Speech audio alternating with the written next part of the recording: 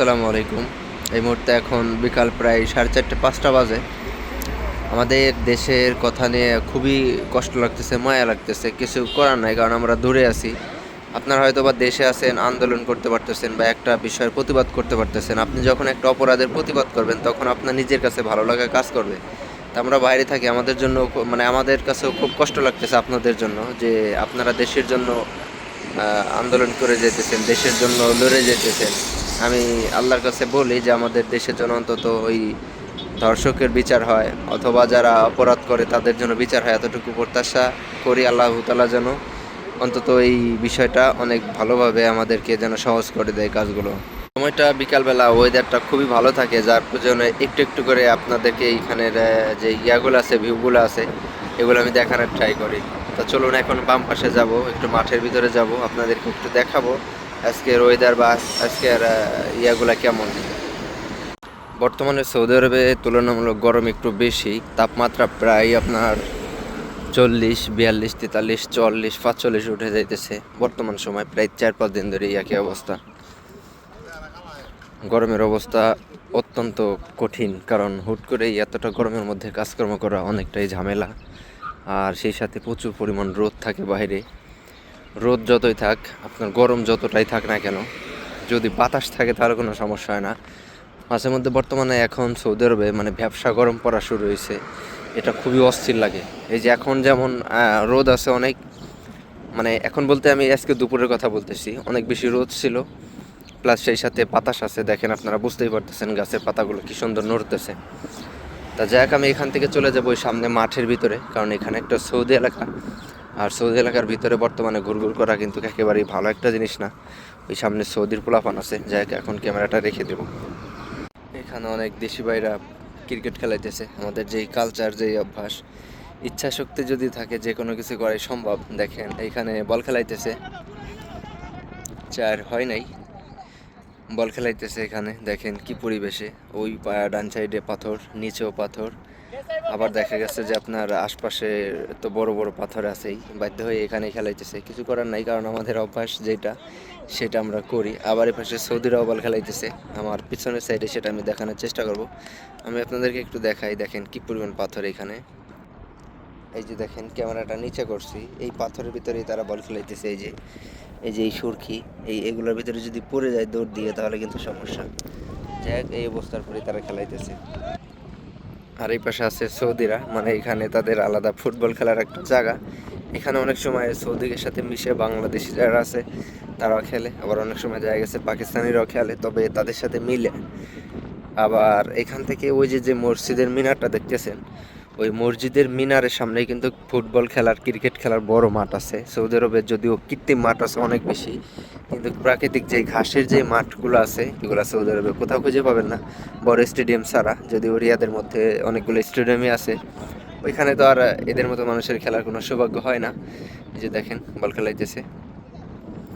এটা শারীরিক সুবিধার জন্য খুবই জনপ্রিয়তা, কারণ আমরা বোরিং হয়ে যাইতেছি দিন দিন ঘরের ভিতর থেকে, অভ্যস্ত থেকে। এখন যদি এরকম খেলাধুলা করে, সেই রাত্রে দেখবেন সুন্দর করে ঘুমও হবে, বা শরীর অনেক ভালো থাকবে। এই পাশে অনেকেই সেই খেলা দেখতেছে, যে সবাই একটা করে গাড়ি নিয়ে আসছে ফুটবল খেলানোর জন্য। আমাদের দেশ কবে উন্নতি হবে আল্লাহ ভালো জানে। এখানে প্রত্যেকটা প্লেয়ার আলাদা করে এক একটা গাড়ি নিয়ে আসছে। এই আশপাশে প্রচুর পরিমাণ যত গাড়ি দেখতেছেন, একেবারে 10-15টা, সবই ওদের গাড়ি। আবার রাস্তার ওই পাশ দিয়েও আছে।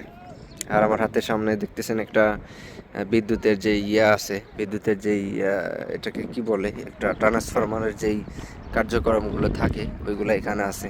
সৌদি আরবে বিদ্যুৎ কেন যায় না অনেকেই প্রশ্ন করেন। সৌদি আরবের বিদ্যুৎ যায় না কারণ অতিরিক্ত বেশি আপনার মেশিন, আরবি ভাষায় যেটাকে মাক্কিনে বলে, মানে ওদের যদি 5টা মেশিন লাগে, ওইখানে ওরা 10টা মেশিন বসাবে। কারণ প্রত্যেকটা মেশিন 2 ঘন্টা 3 ঘন্টা মানে চলার পরে অটোমেটিকভাবে এগুলো বন্ধ হয়ে যায়, আবার অটোমেটিকভাবে এগুলো স্টার্ট নেয়, মানে ফ্রিজের মেশিনের মতো।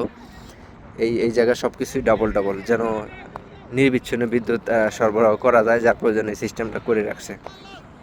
এই যে এখানে এক সৌদি খেলা দেখতেছে। এদের সামনে ভিডিও করা ঠিক না, ওদের ভিডিও করাও ঠিক না, এগুলা খুবই ডেঞ্জারাস জিনিস সৌদি আরবের মধ্যে। তা যাই হোক, খুঁটিনাটি বিষয়, আউট হয়ে গেল, ওই সামনের ভাইটা আউট হয়ে গেল। ইটের যে ইয়াগুলো আছে, ওইগুলো দিয়ে স্ট্যাম্প বানানো হয়েছে। যাই হোক, আর সামনে যেই ছোট ছোট বিল্ডিংগুলো দেখতেছেন এগুলো সবই আবাসিক ভবন, বা এখানে সবাই ভাড়া থাকে। আর এই আবাসিক ইসের সামনে ওই টিনের একটা স্টেজ দেখতেছেন, ওইটা হচ্ছে মাদ্রাসা। অনেক বড় মাদ্রাসা আছে এই একটা দুইটা বিল্ডিংয়ের পরেই সামনে। এদেশে মাদ্রাসাগুলো খুবই ভালো, একেবারে মানে অত্যন্ত ক্লিন, পরিষ্কার, মানে উন্নত মানের। মোট কথা একেবারে আমাদের বাংলাদেশ খারাপ, বিষয়টা ওরকম না, তবে এদেশের জন্য এদেশে অনেক বেশি উন্নতিও। কিন্তু সাধারণত একটা বাইপাস রোড, মানে কোনো হাই রোড না। মানে আপনার এই রাস্তা থেকে সামান্য একটু দূরেই আপনি পাবেন বাই রোড, মানে মেন রোড। সেই রোডগুলো কি পরিমাণ সৌন্দর্য দেখেন। আর সৌদি আরবের বিশেষ ক্ষেত্রে বর্তমানে আপনি যদি মেন সিটির মধ্যে ঢুকেন, এত পরিমাণ সৌন্দর্য আর এত পরিমাণ গাছ দিয়ে ভরপুর করে দিছে, এগুলা আগে ছিল না। যেমন 7-8 বছর আগে কিন্তু এই ধরনের সৌন্দর্য ছিল না। আর এই যে প্রত্যেকটা গাছের গোড়া এখন গরমের দিন চলে আসছে, এখানে কিন্তু পানি দেওয়ার সিস্টেম আছে দেখেন। সকাল বিকেল প্রতিটা গাছেই 2 বেলা করে পানি দেওয়া হয়। এখানে পানির লাইন করা আছে অটোমেটিকভাবে, একেবারে মেন গোড়া থেকে ওরা মানে পানি দেয়। আমার পায়ের নিচ দিয়ে, পায়ের ভিতর দিয়ে বল চলে গেল। বলছিল বলটা ধরে দেওয়ার জন্য, ওই যে পাশে বল চলে গেল। জায়গা আমি এটা বুঝতে পারিনি, নইলে আগে থেকে ধরতাম। ওই যে দেখেন বলটা ওখানে চলে গেছে দৌড় দিয়ে। আর গাছ দেখলেই বোঝা যায় এগুলো হয়তো বেশি দিন হয় নাই, হয়তো 4 বছর 5 বছর, সর্বোচ্চ দেখা গেছে 7 বছর হইতে পারে। কারণ আমি যখন এখানে নতুন আসছি, আমার এই একই এলাকার ভিতরে আমি আজকে প্রায় 5 বছর হয়ে যায় এখানে আছি, আলহামদুলিল্লাহ। খুবই ভালো একটা পরিবেশ। ডান পাশে একেবারে সৌদিদের পুরোটা এলাকা। আমি যদি একটু ক্যামেরাটা মুভ করি দিকে ডান সাইডে দেখেন, যদিও কিন্তু সৌদি আরবের বাসার কোনো ভিডিও করা নিষিদ্ধ, যদিও এগুলো একেবারে সৌদিদের বাসা না, কারণ এগুলো হইতেছে আবাসিক ভবন সবই। সৌদিদের নিজস্ব ব্যক্তিগত বাড়ির ডিজাইন কিন্তু আরও বেশি সুন্দর, আরও বেশি, অনেক বেশি অত্যাধুনিক, মানে একদম সব থেকে লেটেস্ট যেগুলো আছে মডেলের, সেই সমস্ত বাড়ি সৌদিদের বর্তমানে। এর এখন অনেক উন্নতিও। আগে ছিল এদের বাড়ি ঘরদের ছিল অনেক সৌন্দর্য ছিল না। আপনি যেখানেই থাকেন পৃথিবীর, যদি এরকম গাছের ছায়ার নিচে বিকালবেলা একটু হাঁটাচলা করেন, দেখবেন আপনার মন মানসিকতা অনেক বেশি ভালো হয়ে যাবে, একদম ফ্রেশ হয়ে যাবে। কি যে একটা সৌন্দর্য মনে হইতেছে এখন, একদম নীরবতা। মানে এখন সন্ধ্যা লাগার হয়তো বা আধা ঘন্টা আগে আশপাশে রোদ নাই, ধুলা নাই, বালি নাই, একদম ফ্রেশ ওয়েদারটা অন্যরকমের। চেষ্টা করবেন একটু বিকালবেলা হাঁটাচলা করার জন্য, যেখানেই থাকেন না কোনো, বাসায় থাকেন বা কোথাও ঘুরতে যান বা কোনো জায়গা বেড়াইতে যান বা ঢাকা শহরে থাকেন, এরকম পরিবেশে একটু থাকার চেষ্টা করবেন। শরীর স্বাস্থ্য ভালো হবে, সেই সাথে দেখবেন যে মন মানসিকতা একদম ফ্রেশ হয়ে যাবে, একবার চঞ্চলা হয়ে যাবে। তা অনেক কথাগুলোই বলার ছিল, সব কথাই বলা যায় না, কারণ একটা ছোট্ট একটা ভিডিওতে এত কিছু কাউরে বোঝানো যায় না, আর বললে সেগুলো কেউ মানবেও না। তবে শর্টকাট একটা কথা বলে রাখি, বর্তমান সময়ে যদি সৌদি আরবে কোনো ব্যক্তি আসেন, তাহলে আপনার এভারেজে দেখা গেছে যে 4 লক্ষ টাকা থেকে শুরু করে প্রায় 5.5 লক্ষ টাকা পর্যন্ত লেগে যেতে পারে। কারণ সব ধরনের ভিসার প্রসেসিং খরচ এক না, সব ধরনের ভিসার দামও কিন্তু এক না। অনেক ক্ষেত্রে ভিসার দাম আপনার ভালো মন্দের কারণে কিন্তু কম বেশি হয়ে থাকে। তবে সর্বনিম্ন এখন পর্যন্ত অনেক জায়গায় 3.5 লক্ষ টাকা থেকে শুরু করে একেবারে 5.5 লক্ষ টাকার মধ্যেই আপনি আসতে পারেন, যদিও আইনি প্রক্রিয়ায় কিন্তু এগুলো খুবই কম। এই যে দেখেন অনেক বেশি সুন্দর গাছ, আমার কাছে গাছালি অনেক ভালো লাগে। তো যাই হোক, বিষয়টা আপনাদেরকে বললাম। যদি আপনারা এই মুহূর্তে আসেন, এরকমই একটা বাজেট লাগবে। আর সবসময় ট্রাই করবেন যেন 12 মাসের ইকামা নিয়ে আপনাকে সৌদি আরবে আনে, কারণ আপনার যদি 12 মাসের ইকামা না দেয়, তাহলে কিন্তু আপনি লসের মধ্যে পড়বেন। যেমন আমি আমার কথাই বলি, আমার 12 মাসের ইকামার কথা বলে আমার দিচ্ছে মাত্র 3 মাসের ইকামা ধরায়, যার প্রয়োজনে আমার 3-4 বছর সময় লেগে গেছে এই ইকামা সব কিছু কমপ্লিট করতেই। পরবর্তীতে ইকামা বানাইছি, প্রায় অনেক টাকা খরচ হয়ে গেছে, বাংলাদেশের প্রায় 7 লাখ টাকার উপর খরচ হয়ে গেছে, কারণ বিভিন্ন রকমের সমস্যার মধ্যে পড়ে গেছিলাম। তা যাই হোক, এখন রেখে দেবো। সবাই ভালো থাকবেন, সুস্থ থাকবেন। যদি সৌদি আরব রিলেটেড যে কোনো কিছু জানার প্রয়োজন মনে করেন, অবশ্যই আমাকে জানাইতে পারেন। হোটেলে ব্যবসা করতে চান, এই যে একটা হোটেল কিন্তু বন্ধ হয়ে গেছে। সৌদি আরবে হোটেলের ব্যবসা করতে হলে আপনাকে অবশ্যই পরিষ্কার পরিচ্ছন্ন থাকতে হবে, একদম ফ্রেশ থাকতে হবে। এই যে হোটেলটা কিছুদিন আগে বন্ধ হয়ে গেছে, এটা একটা পাকিস্তানি হোটেল ছিল। এখানে যদিও অনেক সুন্দর পরিবেশ ছিল, কিন্তু তারপরে দেখা গেছে অনেক রকমের ঝামেলা ছিল। তাদের খাবার হয়তো বা ক্লিন না, খাবার হয়তো বা অতটা মানে পরিষ্কার পরিচ্ছন্নভাবে তারা খাবার দাবার রান্না করে নাই, যার প্রয়োজনে কিন্তু এদেশে বলদের লোকে হোটেলগুলো বন্ধ করে দিছে।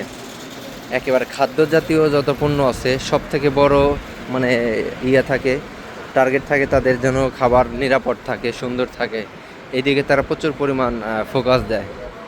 ধরনের গোলাহল গাড়ি ঘোড়া একদম ভালো লাগে না আমার, কিন্তু দুঃখজনক আমি এসে সেই জায়গায় পড়ছি, কিছু করার নাই, ভাগ্যে যদি থাকে সেটা হবে। এপাশে কিন্তু সৌদি এলাকায়, আমি যেখানে থাকি পুরোটাই সৌদি এরিয়ার মধ্যে থাকি। তা যে কথা বললাম যে আমার চোখে এখন পর্যন্ত সব থেকে ভালো জায়গা হইতেছে গ্রামাঞ্চলিক। যারা গ্রামে থাকেন, বিশেষ ক্ষেত্রে গাছগাছালি সুন্দর পরিবেশের সাথে যারা থাকেন, তাদের মতো সুখী এই দুনিয়াতে কোনো মানুষ নাই। যদিও তাদের সবসময় টাকা পয়সা হাতে থাকে না, তারপরে তারা কিন্তু বুক ভরা শ্বাস নিয়ে সুন্দরভাবে জীবনযাপন করতে পারে। আমার কথা আমিই বলি, একটা সময় গ্রামে থাকতাম, যখন দোকান থেকে বিকালবেলা বেরোতাম, মানে কলিজাটা একদম ঠান্ডা হয়ে যেত। নিজস্ব গ্রাম, যার যার বাড়ির এলাকা যে কী পরিমাণ ভালো লাগার জায়গা, যারা থাকেন বা যারা বসবাস এখনও করতেছেন শুধু তারাই জানেন। আর যারা গ্রাম থেকে অনেক দূরে চলে গেছেন, শহরে চলে গেছেন, তারাই বোঝেন যে বুকের ভিতরে কি একটা কষ্ট নিয়ে আপনার বেঁচে থাকতে হয়, কি একটা পরিবেশ নিয়ে আপনার থাকতে হয়। যেমন আমরা প্রায় 5 বছরের মতো হয়ে যায় শহরের মধ্যে আছি, কলিজারা খা খা করে আমাদের গ্রামে যাওয়ার জন্য।